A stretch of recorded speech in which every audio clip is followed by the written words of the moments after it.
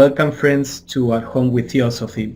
We are starting today a new series based on the book Foundations of the Esoteric Philosophy by Ianthe Hoskins. The name of the series is Fundamental Teachings in the Secret Doctrine. As you will see, we are going to explore some of the basic principles in the Secret Doctrine as well as how to study it. Ianthe Hoskins was a Theosophist in England, the TS England, and she just passed away in the last 20 years, I think. Yes. So she's a relatively modern Theosophist, yes. Yes. Okay, here we go. Introduction. The subtitle to the Secret Doctrine is The Synthesis of Science, Religion, and Philosophy. At the time of the writing, there was a departure of these three disciplines from the unitive study with which they originated in all ancient traditions, Eastern religions and Greek philosophies. The fear was that the disciplines were becoming more separate and dogmatic without an ability to reconcile. This is from, Doss McDavid did a talk on how to study the Secret Doctrine or the keys to the Secret Doctrine. And there's an audio file on the TSA website, which Pablo will send out with the link for the recording of this. He'll also send the link for the audio of Doss's talk. He does a great job of giving an overview of how to look at the Secret Doctrine, why it was written, and some key tips to how to approach the study of the Secret Doctrine. So he says here, when we think about the study of the Secret Doctrine, it is helpful to acquire a general knowledge of these areas, science, religion, and philosophy. So it doesn't mean you have to be well-versed in all those areas, although it probably would make it a little easier. But to know that that's what this is based on, instead of coming to it like I did, not knowing anything about these areas and wondering why it was such a foreign language to me. And as Doss says there, the problem with the modern approach to knowledge is that it is very specialized, and being so specialized, it becomes further and further, or the different branches of knowledge become further and further away from each other. So part of what H.P.B. wanted to do is to bring, as the subtitle says, a synthesis, a worldview that could incorporate a scientific element, a philosophical one, and also a religious or spiritual one. This brings to mind or an analogy in the world today, how our doctors are now so specialized. You know, before the doctors knew pretty much something about the whole human body, or could extrapolate from what was going on in the hand, how it might work in the foot. But now you have doctors that know, the hand and know nothing about the rest of the body. So there's a disconnect there, you could say, in healing or in doctoring of the body. And the same thing here, there was a fear of this. So this is where H.P.B. came to write The Secret Doctrine. So Doss goes on to say, to understand a general map of the territory is to know that the Secret Doctrine is based on a secret Eastern text called the Book of Zion. It is in 2 volumes, Cosmogenesis and Anthropogenesis, so the beginning of the universe and the beginning of man. There are 7 stanzas in Cosmogenesis and 12 stanzas in Anthropogenesis. Now we're focusing on Cosmogenesis here. So in this book there are 3 sections, well, in each book. So in this book there's the first section is based on the stanzas from the Book of Zion. And this is kind of in 2 parts. The first part is this poetic language that comes from the stanzas, and then H.P.B. adds her commentaries here. The second part is the symbolism as it appears in world religions. And if we look at in all world religions, or in the world religions, there is a story about the beginning of the universe. There's a story about the beginning of man, or how man came to be. There's a story about the evolution or the salvation of man. So those things are all worded in symbolism and some allegory and basically storytelling.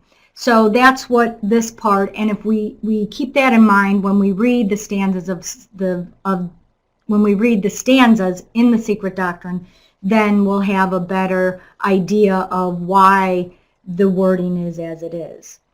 And then the third part is the science as it relates to the Secret Doctrine. And this, we have to remember, it was the science of the day. So it was the science of the 1880s, this type of science. But what H.P.B. does is she mentions some things, or she talks about things that later, not until the last century, the 1900s, was it discovered. And there's still some things that science hasn't quite caught up on that she mentions in the Secret Doctrine. Actually, right now, science, many scientists, especially in the field of cosmology, for example, that is basically what we are going to pay more attention to. Current scientists are beginning to develop alternative theories and hypotheses that are very close to what H.P.B. wrote in the Secret Doctrine. So all this is interesting because I think it gives some authority to the source of knowledge that we find in this book. Okay, in the foreword, Ianthe Hoskins tells us, Blavatsky repeatedly affirmed both the antiquity and the universality of these teachings. For herself, she claimed only the role of writer and transmitter. In Blavatsky's words, these truths are in no sense put forward as a revelation, nor does the author claim the position of a revealer of mystic lore, now made public for the first time in world's history. What is now attempted is to gather the oldest tenets together and to make of them one harmonious and unbroken whole. So if we keep in mind, for the first time in world's history, so this is in the late 1800s, this is the first time that all this information has been brought together. And so she's doing it, not only does she have to bring it together, she has to explain why it's here and where it comes from in the wording of that time. So we have to remember the time period, what was there at that time, and at that time there was only esoteric Buddhism and Isis Unveiled from which this type of information could be compared to, and that the students of the time, this is what they had as, that these two sources is what they had as a basis to work from. Yes, and some articles in the Theosophist.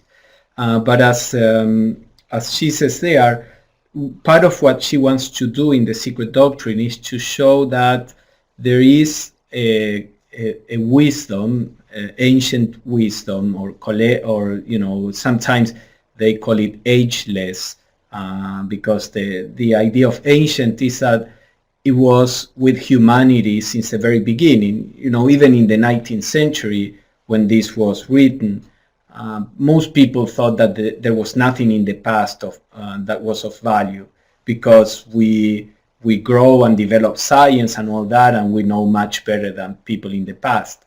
Part of what H.P.B. tried to do is to show that ancient people had a wisdom that was there with humanity always, and she, in the Secret Doctrine, she brought together all these different fragments using the teachings that she learned from her teachers, what she called the esoteric philosophy, and then using this as a skeleton, she showed how all the different religions and religious teachings and philosophical teachings, even scientific, can fit together.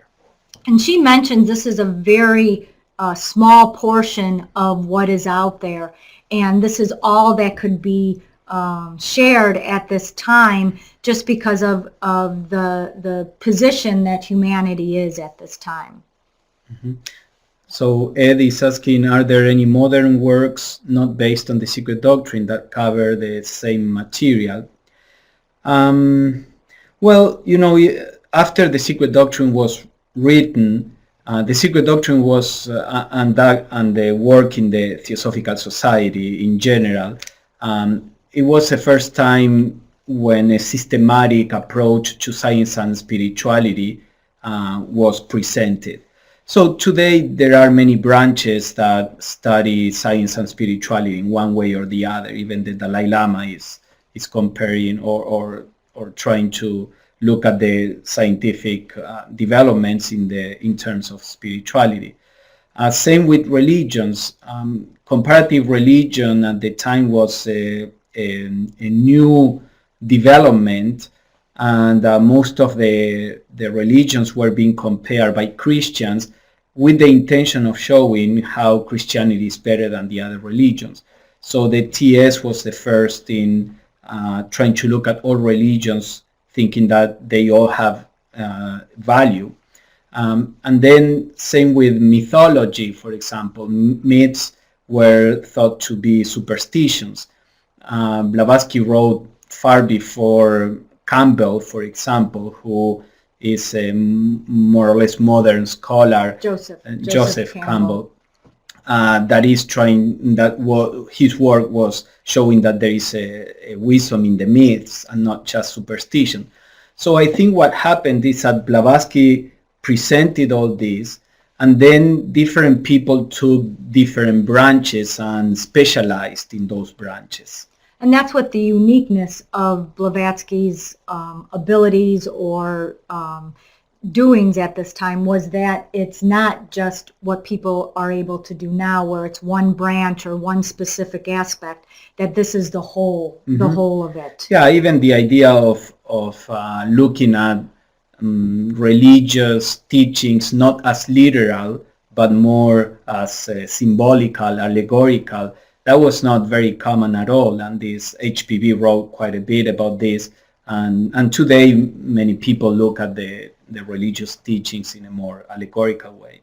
And if you read the commentaries after the stanzas, you'll see that that's what they're all about. And if for me, it was really helpful to keep this in mind, that she's trying to explain, she's trying to prove, justify, yeah. to prove, to justify that this is what I'm saying here, this is here, and it's here, and it's here. So that's why you see, Chinese and the Kabbalah and mythology and everything in there, which is confusing to us, but it's a way to, like I said, to justify what she's writing. All right, so okay, let hang us... on one second. Yeah. There we go. Okay. All right, so now we go into the four basic ideas, and this is one of, if you listen to Doss McDavid's talk, you'll see that he calls them laundry lists. I don't know if that's a common term when reading the Secret Doctrine, but he breaks things down into laundry lists. So there are three fundamental propositions. There's these four basic ideas. So this is where we're starting, is with the four basic ideas. And the first one is... Well, before, we let us see where the four basic ideas come from. There is a small but invaluable collection of notes written down at the time by Commander Robert Bowen, published separately as a booklet entitled Madame Blavatsky on How to Study Theosophy. It is from these notes that we learn not only the way in which, in her view, one should approach the study, the attitude and expectations one should bring to it, but further, the order in which the essential statements are to be taken before embarking on the whole work. In addition, she places before the student the basic ideas which should be kept permanently in mind. So these basic ideas came from a conversation that she had with a group of students, and Robert Bowen wrote them down. You can find them in this little pamphlet, Madame Blavatsky, on how to study theosophy. On the internet. Yeah, it's all over it the is. internet. It is available on the internet. So today we are going to explore the four ideas. In the Bowen Notes, Madame Blavatsky repeated many times that the study of the Secret Doctrine could not give a final and complete picture of the universe. It is meant, she said, to lead towards the truth. As an aid to progressive understanding, she then outlined four basic ideas which the student should never lose from view. Being given spontaneously, these ideas are presented in simpler language than in the great works, and may therefore serve as a preparation for some of the more complex phraseology of the fuller statements. Yeah, so this idea that the Secret Doctrine is meant to lead to the truth, it's an important idea, because as we are going to see, what Blavatsky is trying to do is to generate a certain kind of process of inquiry which will allow us to have insights into truth, an insight that doesn't come merely from reading information. From reading information we can get knowledge and accumulate it in our memory, but insights come when we look at the information in a specific way. So she says truth is not on the paper, it's not in the words. You can have a perception of truth only through these insights. And that can happen if you approach the Secret Doctrine in this way, which is what we are going to explore today. Right. Many times our upbringing has taught us that there are experts. And if we read what the experts say and we memorize what they say and we follow what they say, then we'll get to what they say. In this instance, that's not the case at all. We could read all these truths written down everywhere, but they're really not truths until we're able to experience them or perceive them ourselves.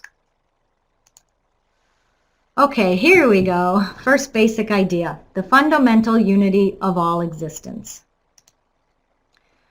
The radical unity of the ultimate essence of each constituent part of compounds in nature, from star to mineral atom, from the highest dianchohan to the smallest infusorium, in the fullest acceptation of the term, and whether applied to the spiritual, intellectual, or physical worlds, this unity is the one fundamental law in occult science.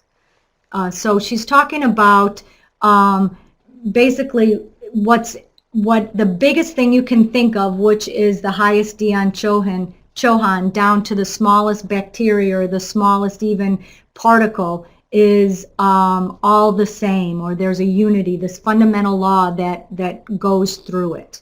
Yes, as we see all kinds of diversity in the universe, and naturally we assume that all this diversity is separate and different from, each entity different from each other. So it is counterintuitive to say that all this is actually different aspects of a unity. And this is the fundamental law, as she says, in occult science, that there is a unity behind all this diversity of manifestations. And this is essential, as we are going to see. It's the first basic idea that Blavatsky says we have to grasp, and we will see different aspects of it. And just as a practice, one of two meditations that are good to get the idea of this, or to let it sink in, is to meditate from see all the diversity and meditate back to a unity, and then the opposite, and just to get an idea of that feeling of that unitive feeling there. Yeah, because we see all our bodies separate, but if we go at the level of the atoms, for example, we are constantly exchanging atoms with everything around, and the atom that is in my brain may have been in a squirrel yesterday that I just, breathed in. And so if you visualize even on the physical plane, the reality as these constantly exchanging atoms, you start getting a sense of, well, we are not so separate as we think. As we are going to see, this unity is even more radical than that. But this is an example of what Right. Michele was saying. Right, and simply, I guess I personally have a hard time feeling this oneness, this true oneness with everything, or this unity. But I can understand that when I eat, I take up the atoms of what I ate, or when I drink something, or if I'm in a room, I can sense the emotions of other people, or even sometimes catch a thought form from other people. So those are a sharing that, not just coming in, but also I share on myself. The unity is a thing altogether different from the common notion of unity, as when we say that a nation or an army is united, or that this planet is united to that by lines of magnetic force or the like. The teaching is not that. It is that existence is one thing, not any collection of things linked together. Fundamentally, there is one being. So you see that normally when we say that something is united, we are saying that it's connected. And people today may have this sense of we are all connected. And that is okay. But Blavatsky says here that the unity she's talking about is something that is far deeper, goes far deeper. It's not just that there are isolated entities that somehow are they all connected or affecting each other. All these individual entities are just one being, are different aspects of one being. And the example of that is gold. If we take gold, its essence can be formed or shaped into many different forms, but it is still gold. Its essence is still gold. So all that is one, as it can be melted back into its source. Yeah, so in this example, we say that there is this essence, as Blavatsky was saying in the previous quote, that is the same everywhere. Now, this is an example of a material essence that is everywhere. Think of gold also as mind, for example. All the different forms that our minds assume are actually different forms of the universal mind, for example. Or think of this at the level of consciousness. Any individual consciousness, perception that we have are simply different forms of the one consciousness. So you can apply this analogy on different levels and have, as Michele said, a certain sense of what this means. Another, Ed says, a unity is not a connection. And that's a really good way of putting it. I can feel a connection to everybody and everything, or all beings, but to really feel that I am the same, or I am that being, I guess, is a little more difficult on my part. Yeah, in general, we may be able to describe the unity as something that is out there. Then the challenge is to realize that the unity out there is me. That if we are saying everything is one, that means that I am that oneness, and you and her and everything. Right. So first we start looking at this as a concept out there, and then the challenge is to start interpreting this in terms of a first-person experience. Right, as opposed to the third-person experience. And then the other example, or the other analogy, is cells of a body. And those cells, we would never think of laying out the individual cells and making a liver or making a heart and then putting those all together to make a human being. Well, I know science tries to do that. But as far as that unity, if my body is a unity, it's a unity where a single cell really can't live without the rest of it. And that's how this unity or this fundamental one being is thought of. Yeah, if you take any cell outside of the body, the cell will die. So the cell is an individuality, you could say, but it's intrinsically part of the whole being. Take it out and then it dies. So similarly with this, the unity is not just a composition of individual beings. Each individual being is a manifestation of this unity and is intrinsically part of that unity. The being has two aspects, positive and negative. The positive is spirit or consciousness. The negative is substance, the subject of consciousness. The being is the absolute in its primary manifestation. Being absolute, there is nothing outside. It is all being. So basically, the idea here is that everything is part of this unity. Sometimes we tend to think that consciousness is reality and matter is illusion. And both consciousness and matter, if you know, they are both illusions, if we want to call them illusions, in the sense that they are two aspects of the one being. So everything, good and evil, light and darkness, positive and negative, these are all temporary aspects of the one being. There is nothing outside of it. It is indivisible, else it would not be absolute. If a portion could be separated, that remaining could not be absolute, because there would at once arise the question of comparison between it and the separated part. Comparison is incompatible with any idea of absoluteness. Therefore, it is clear that the fundamental one existence or absolute being must be the reality in every form there is. When I was studying or going through this stuff to prepare for tonight, an idea hit me is as I compare myself to others, or as I compare others to myself or each other, there can't be that unity. Every time I compare, I separate. Every time I name, I separate. So it's really a practice, a daily practice, and this is one of the other ones, a daily practice of finding the fundamental unity is trying to live or walk or work without comparing, without naming, without justifying, without causing this separateness. Yes, because the mind that perceives a separation is not the mind that can perceive unity.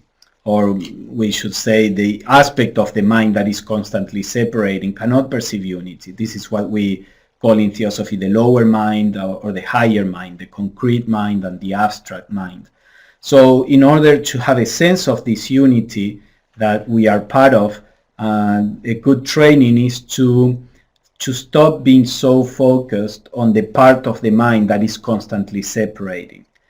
And this will allow us, as Michele says, to little by little have a sense of that unity. But also from a metaphysical point of view, nothing is absolute if there is something that is not part of that absolute. Absolute means the totality, you know. So in many religions, they separate good and evil. There is God, and then there is the devil.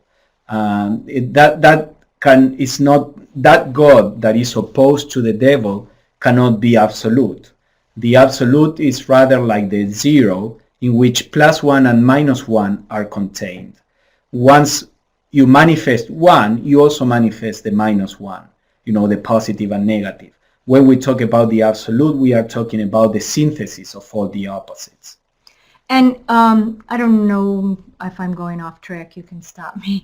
But what this made me think about was the manifestation of the universe, where we have a unity, and from that unity, we have a differentiation is like the first stage. And from that differentiation, we have a polarization. And from that polarization, we have a duality. So it doesn't go from, you know, absolute down to a duality. There are some stages, and to me, that's the way we can look at how we get to separateness from a unified state. Yes, and we will explore that next week with the first fundamental proposition. Yeah, always ahead of myself. All right, the atom, the man, the God are each separately as well as all collectively absolute being in their last analysis. That is their real individuality. It is this idea which must be held always in the background of the mind to form the basis for every conception that arises from the study of the Secret Doctrine. The moment one lets it go, and it is most easy to do so when engaged in any of the many intricate aspects of the esoteric philosophy, the idea of separation supervenes and the study loses its value. So this is really where one-pointedness or concentration comes in, is to keep this fundamental unity as an ideal when we're reading through the Secret Doctrine. Yeah, you see, Blavatsky is quite radical here. She says that as soon as we lose sight of this, when we are lost in all the details and the intricate aspects of the esoteric philosophy, and then we start looking at that from the point of separation, she says the study loses its value. So it's useless to study from that point of view. Don't waste your time if you are going to study from that point of view. You know, we could rephrase this in those ways.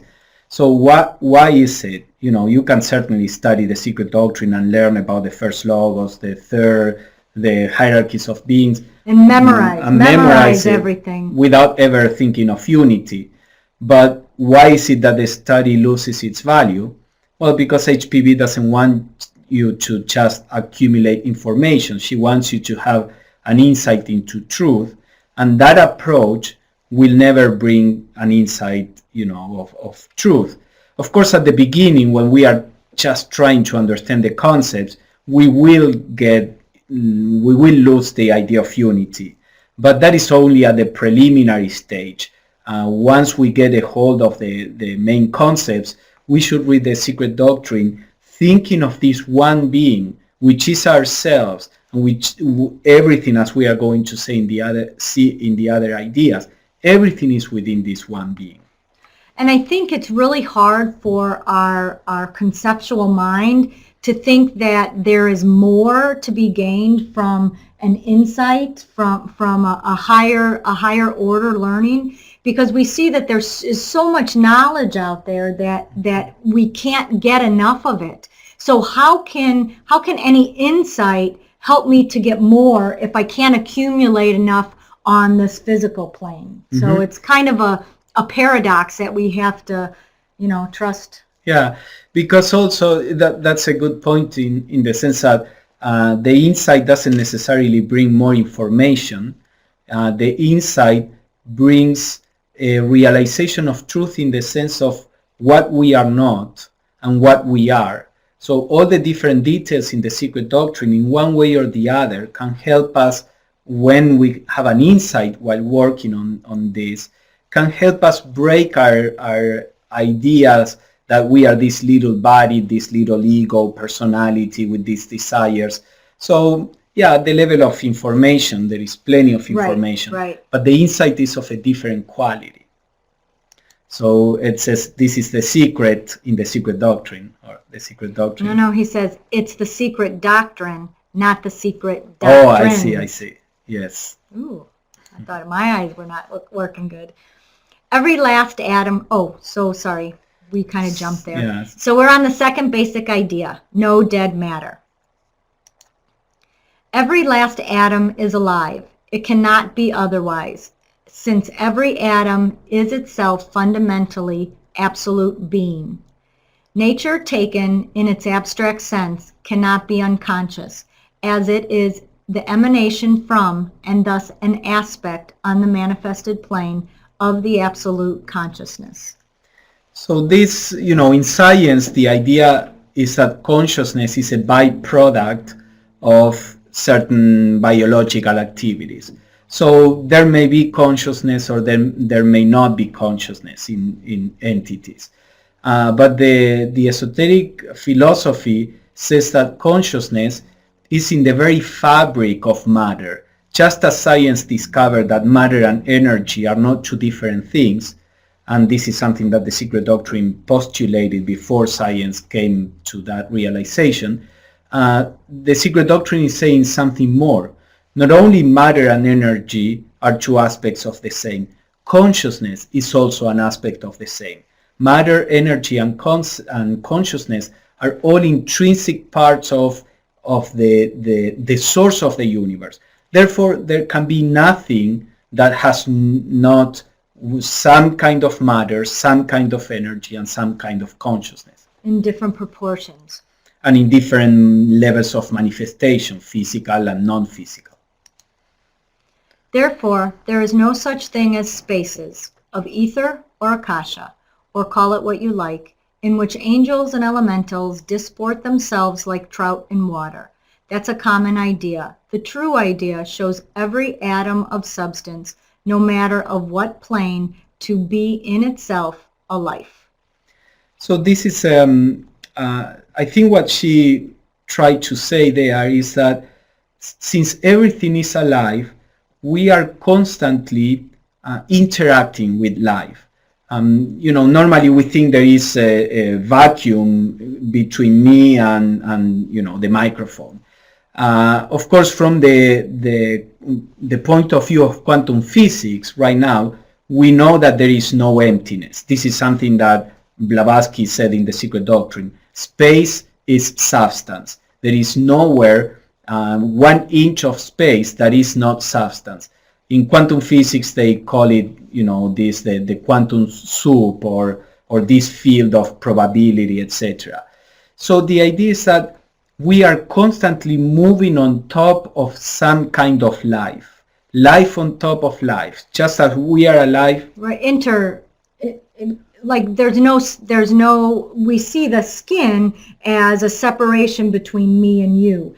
And there isn't that. So if everything, even the space, is alive or part of life, then we're constantly being bathed in this consciousness, or in this life. But also we breathe in life. We are conscious because our cells are alive. So the whole thing is life moving within life and interacting with life. There is nothing that is, not alive, inorganic, right, etc. Truly separated. And I think that's hard for us I imagine, I'm thinking myself, it's hard to imagine, because I can separate things. I can put things in boxes and I can separate it by that wall. So to switch to a way of thinking that everything is more fluid doesn't make sense to my, my concept. Yeah, that's thinking. Why all this requires meditation. It's not just reading and learning to repeat the concepts. Right. So each of these ideas can be a source of meditation, or each of these, because these are the writings, what we have up here. We have the whole writing of each of the ideas. So these ideas can be a source or an inspiration for a daily meditation. Okay, inorganic substance means simply that the latent life, slumbering in the molecules of so-called inert matter, is incognizable. All is life, and every atom of even mineral dust is a life, though beyond our comprehension and perception, because it is outside the range of laws known to those who reject occultism. So, in science they would typically say that there are things that are not alive, and certainly an atom is not alive, or minerals, but their definition of life is very narrow. They define life arbitrarily. They define life as something that is similar to what they decide that is alive. Life is that which allows organisms to reproduce themselves. Well, that's an arbitrary definition. The point here is that there is a principle there of life and consciousness, but it is not quite evident on the physical plane. So science, unless it expands its means of measurement, basically, to non-physical planes, science is not going to be able to recognize life in, what is supposed to be inorganic. But Blavatsky says there is a principle of life, not so evident on the physical plane, but it's more evident on the inner planes. And of course, some experiments in quantum physics seem to suggest that even the quantum particles have some kind of consciousness, although that is more for philosophers to think about rather than the scientists. This idea is controversial among scientists, but certainly there are some hints that seem to indicate that. So it's interesting that they are learning how to look into that. So yeah, let's go on. Okay. Okay, that was the second basic idea. Now we're going into the third one, which is man is the microcosm. Man as a whole contains every element that is found in the universe, and there is nothing in the macrocosm that is not in the microcosm. As he is so, then all the hierarchies of the heavens exist within him. This seems to be one of the ideas that is a little more closer to understand. The New Age caught hold of this. We are gods. It's at what level, though, this is talking about, and what level the New Age is talking about. We are gods at our essence. Me, this person right here, as Pablo, I always hear him say this example, is not a god, but my essence is. So that's a little better understanding. Yes, so the basic idea here is that within ourselves, there are every element that is available in the universe. And then she says, so all the angels, so, to put it in more Christian terms that many of us are more familiar with, all the angels that seem to be entities out there, they are within you. This goes along the idea of unity. When we study all the different hierarchies of celestial beings, we tend to think celestial beings are out there, I am here, I'm separate, we are different. And then, as Blavatsky says, from that point of view, we are not going to have an insight into the truth. So first we should realize that me is not this physical body, that me is the one being. This is what we said in the first idea. Therefore, all the different celestial beings are within myself. And second, this little aspect of myself, that is this body that I call my body, is a mirror of the universe. So all the celestial beings have a part of themselves within myself.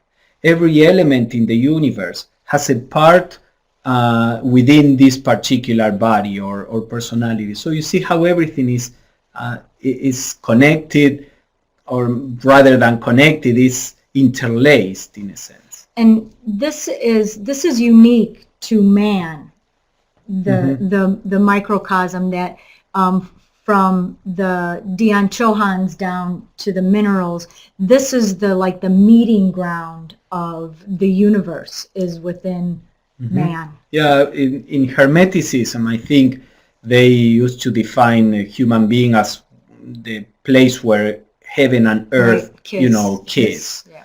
And that is because in a human being, you have the material aspect in its densest form, the physical matter, and you have the spiritual aspect in its subtlest form, and all the levels within.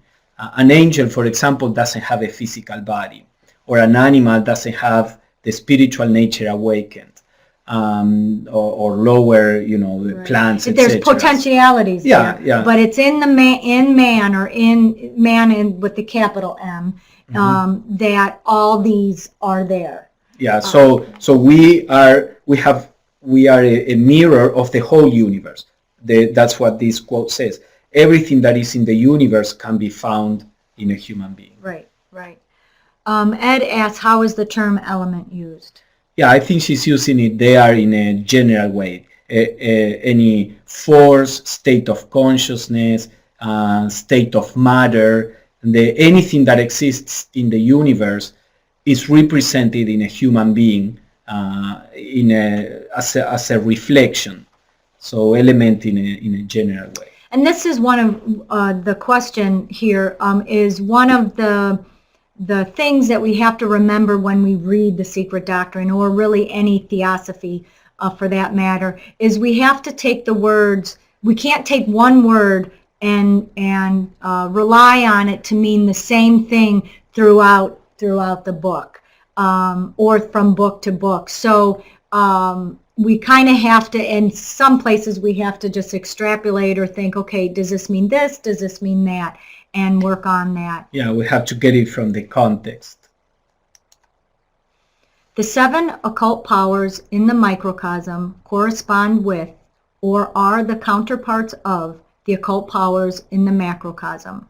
The mental and spiritual consciousness of the individual becomes the general consciousness of the Brahman, when the barrier of individuality is wholly removed, and when the 7 powers in the microcosm are placed in rapport with the 7 powers in the macrocosm.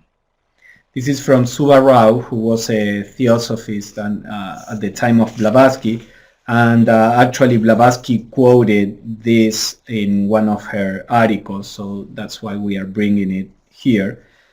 So this is an interesting example of what we were talking about. Right, that all the powers that we have, or all the powers that are available, are divine. Mm-hmm. And they are, as he says, when we remove the barrier of our sense of individuality, we are Brahman being the divine.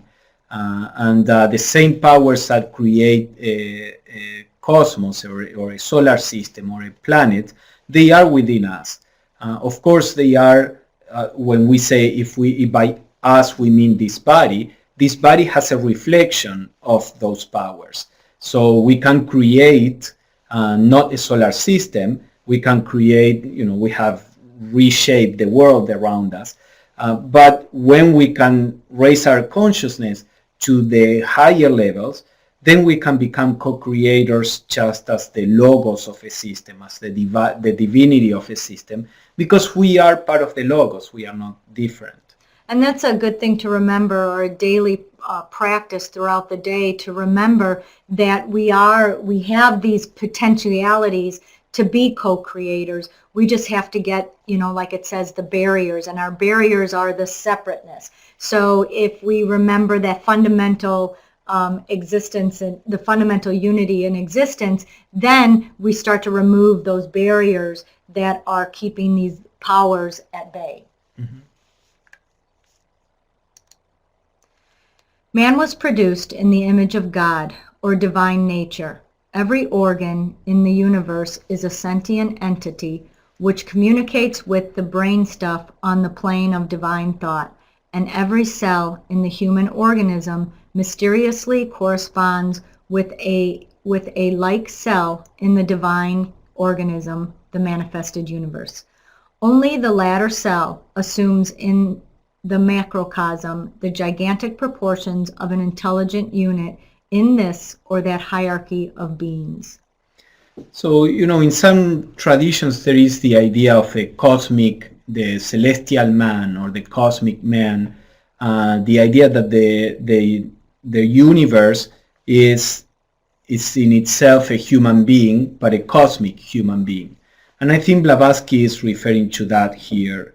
The idea that the universe has its own organs and cells, just as we do, and it has its own divine intelligence, and the different angels are like, just as we have neurotransmitters, which are the messengers that bring from consciousness the message from consciousness into matter. There are celestial beings that are the messengers of the divine thought that bring the plan of the divine thought into matter. So the idea is that there is this organism, cosmic organism, and all our cells, all our principles, all our states of consciousness are connected to the states of consciousness and cells and principles, in quotation marks, of the cosmos. But in truth, there is neither macrocosm nor microcosm, but one existence. Great and small are such only as viewed by a limited consciousness. So as soon as we come out of this unitive thinking, as soon as there's a thought created that, or like a box created, a comparison, a container. Then we come out of that one existence and we are into the world of illusions that we are a microcosm, that there is a macrocosm, that we are limited, that, there is unlimitedlessness. So once this is part of the meditation that I had mentioned earlier, once we can get back to that unitive state, we can see that this is an illusion, and these are just words or comparisons or concepts to understand it, on a regular basis. Mm-hmm. So you see here, H.P.B. herself is coming back to the unity once and again. She said, never lose sight of the unity, and then she gives the second truth, that everything is alive, etc. And then she goes back to unity. And here she talks about the macrocosm and the microcosm, and then she goes back to unity. So I think this shows how unity was an essential aspect of in her consciousness, but also it shows us the way to work with this. So you can look at the macrocosm and the microcosm, and you can study the relationships and all that, but never too deep as to lose sight of the fact that macro and micro are not different. They are just one, and our limited consciousness is seeing the big or the small as different. Right. So constantly come back to that. And we usually have a tendency to think that big is better and small is not. So then we're judging about this kind of stuff. So, I was going to say that the fact that Blavatsky follows this all through the four ideas, follows the fundamental law of unity through these four ideas is kind of a strong point, because she doesn't always do that. She doesn't always follow the thread all the way through something that she writes, or because she writes it's here and there and we have to gather it together. So this is something that obviously is important. All right, the fourth basic idea, the great Hermetic axiom. As above, so below. As in the inner, so is the outer. As is the greater, so is the small. As it is above, so it is below. There is but one life and law, and he that worketh it is one. Nothing is inner, nothing is outer. Nothing is great, nothing is small. Nothing is high, nothing is low in this divine economy. That's really nice words, just as they are. Yeah, so here, the principle, the general principle, well, is expressed there. There is this correspondence, but you see she did it again. She talks about, as it is above, so below, high, low, and then she undoes that by saying, but nothing is higher, nothing is lower. So again, this idea of you can look at the separation, you can look at the differentiation, but always in the context of the unity. So let's see what this means. Everything in the universe follows analogy. As above, so below. That which takes place on the spiritual plane repeats itself on the cosmic plane. Concretion follows the lines of abstraction. Corresponding to the highest must be the lowest, the material to the spiritual. So this is called sometimes the law of analogies or correspondences. Basically saying that the same kind of processes that we see in the cosmos, we can see in a human being, we can see in a plant, we can see in an atom. Everywhere there is a general idea that the whole cosmos follows. And if we can remain in this unity, this thought of unity, we can then watch things and look at them, and we'll talk about this when we get to the three fundamental propositions, that there's a pattern, there's a repetition, there's a way that continues. It's not just a new thing here and then a set of rules here and then this here, that it all truly fits together. But we can't see that unless we keep in mind this unity. Yes, it's the effort to perceive the patterns, as Michele was saying. Once we see the patterns, we begin to recognize them. They, of course, apply in different ways to a human being or a planet. But as we develop the ability to think in a more abstract way, we can see the patterns and how you see a correspondence between a planet and a human being. Okay, Noy says, I'm going to put my glasses on for this one. Although for purposes, and he's getting this from How to Study Theosophy, the Bowen notes, although for purposes of study we divide the field of esoteric science into various aspects, it must constantly be reaffirmed that the aspects are facets of unity. The moment one lets this idea slip from the mind, the idea of separation supervenes and the study loses its value. Mm-hmm.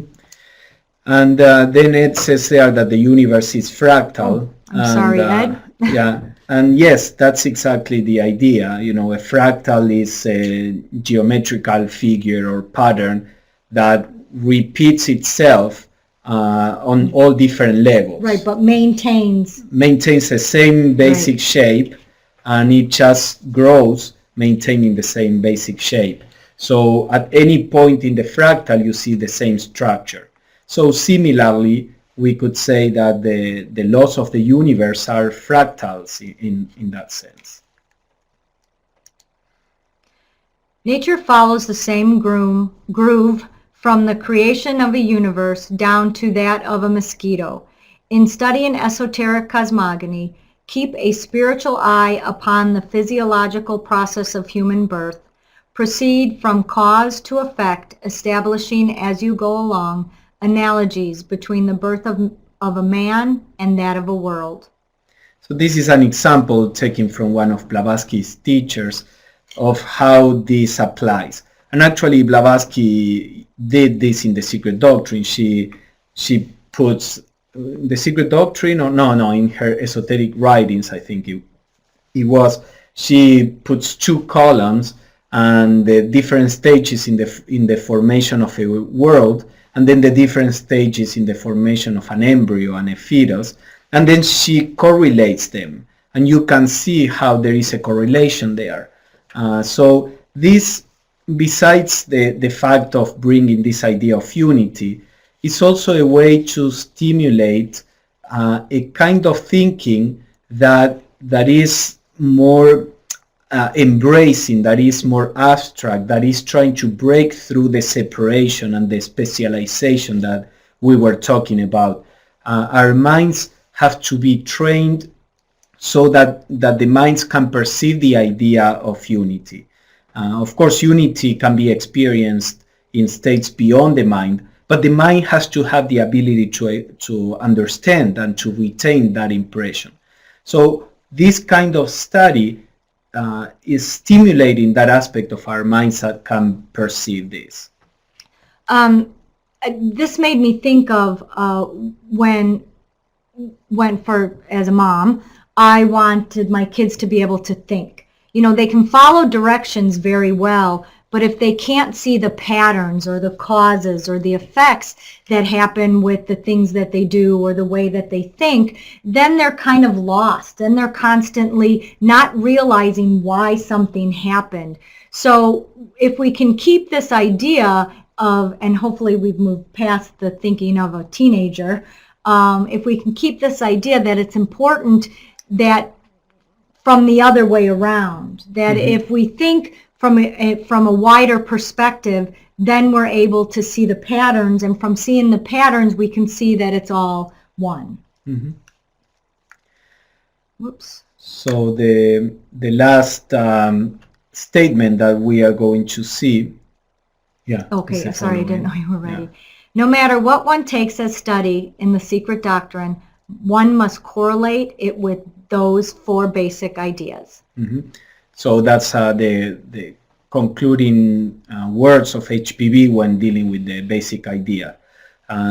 If we can follow this advice and study the Secret Doctrine, trying to look at everything when there is a description of the cosmos think of it as a description of yourself.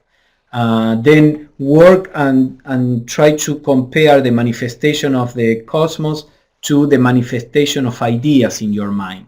For example, if you do this work, then you start having this intuitive perception of the unity and all these things that we were talking about. And then the Secret Doctrine becomes invaluable, not as a source of information, which is what H.P.B said at the beginning. It's not that you are going to learn the truth from the book.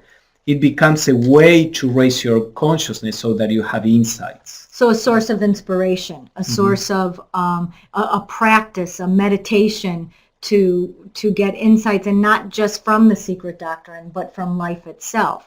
All right, so that's what we had prepared for today. Are there any other comments or questions? You can write them there in the chat box, or you can use your mic if you have a microphone and you know how it says a trigger to higher consciousness. Yeah, exactly. I see Deborah is typing away. Yeah. It is very poetic. Yes, absolutely. And once we understand what the poetic nature of the language, the symbolism behind the poetic nature of the language, then it becomes even more beautiful. And also the purpose of poetic language and allegorical language is to give room to our own perceptions again. You know, when something is very plain, it's difficult to see beyond the plainness of the words. But when something is more allegorical or poetic, or you know, with more imagery, you can meditate on that. You can ponder over it, and then that will lead you into new vistas, you know, into aspects that are not contained in the words. So I think that's part of why H.P.B wrote with the style that she wrote. Which is the way that education used to be. It's not this way now. Now we feel that we want to cram so much knowledge into ourselves that we have to shorten everything to a little snippet, and then that is what we remember, instead of teaching us how to think. So we're not thinking beings, we're just remotely speaking. We're memorizing, you know, spitting out beings. Yeah, because our education is based on incorporating information. So from that point of view, it is efficient. For the spiritual life and to be a good human being, we need more than. But I don't even think it's efficient from that standpoint, because you don't create beings that are able to think. You create beings that are able to follow. So Esther says, can you just talk to boundaries that are so much focused on in psychotherapy networks? I'm not familiar with psychotherapy networks. I don't know if by boundaries you are referring to what we read from the quote in Subarov, or if this is a specific technical concept that they use in psychotherapy networks. What I could say, generally speaking, is that you know, at least psychologically and spiritually, boundaries are self-imposed. And, you know, I separate myself from the others psychologically by saying, this is my job. Don't mess with my job. This is my family. This is my position. This is my name. These are my ideas. Don't challenge this. So we generate a boundary that protects our sense of identity. So, but one of the things in psychotherapy is that they teach is to have boundaries. So there are, you know, there's how I interact with a stranger is different from how I interact with a friend, is different from how I interact with family. And so those boundaries are sometimes needed for a healthy psychology. I don't know if well, because that's where I was going. That from, you know, as long as we live within our individuality, within our personal ego, we need to protect our personal ego. Yeah. So our personal ego is it's a protection and it is a limitation. As long as we live within the personal ego, there will be sorrow and joy. We cannot get rid of sorrow because that's part of what the personal ego is. So in psychology, many times what they try to do is to generate a healthy ego, or as healthy as possible. Now, what spirituality begins when we start learning how to live beyond in a transpersonal state of consciousness. And then boundaries are not so necessary because our identity is not at that level. Of course, for practical purposes, there are some boundaries that are necessary, but not psychologically. So I would say that spirituality is the work to break through the boundaries so that we can realize that we are the whole. We are the hurt, the person that is hurting, and the person that is hurting. But that of course is a work that we little by little grow into. Right, is gradual. We just don't open ourselves up if we don't have that insight. And the workings of reincarnation, of karma, of love, of all that can help us better understand conceptually first about why things happen to us, or why we need these boundaries. But eventually, and with work, like Pablo said, breaking down those boundaries is the next step. Mm-hmm. But it's definitely not a step if we're not healthy or mature or strong, or even it can even happen in, we could be fine and then we could go through a crisis, and in that crisis we may need to set up boundaries and then come back and work from a different standpoint. Yeah, we have to use our common sense. Basically, boundaries protect us but also limit us. So we should try to let go of boundaries as much as possible. And then, be rational and say, okay, I cannot handle this. I may need to put a boundary. Do it, but also be aware that that is limiting you.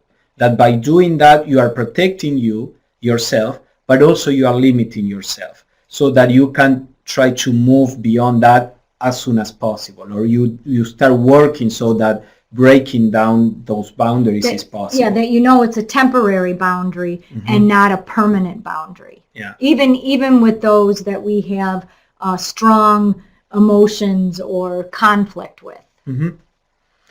And then Noy says compassion and kindness to self, other people, and nature. Mm-hmm. Because self, other people, and nature are all one. Right. That again, we normally, these boundaries make me perceive the world through this body. And then I say, I am this body. If I didn't have those boundaries, if I learn how to break through those boundaries, I can feel being nature. I can feel being others in the same way that I feel being this body. So the idea that I am this body is an illusion. And then nature and other people feel different. So by breaking these boundaries in a healthy way with the spiritual work, we start realizing I'm not this body. I am also nature because I feel it. I am also the other person because I feel it. A first step is the empathy that we start feeling. We start feeling other people's sorrow or joy.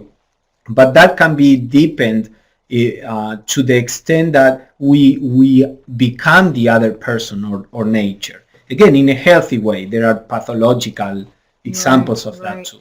And Light on the Path talks about in their tears till the eyes have no tears. And that's part of it. That's that compassion, that the tears aren't dried up, or they're not, it's not me. That's not the no tears they're talking about. They're talking about the tears that knowing that you and I feel, I hear, I'm with you, that I understand. It's a better understanding than just a boundary put up. Mm-hmm. All right, so we are going to send the recording and the link to Dos's talk, and we'll do it right away.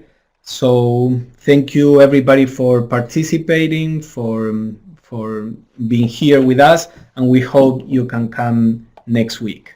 So have a very nice week. Okay, Bye-bye. thank you.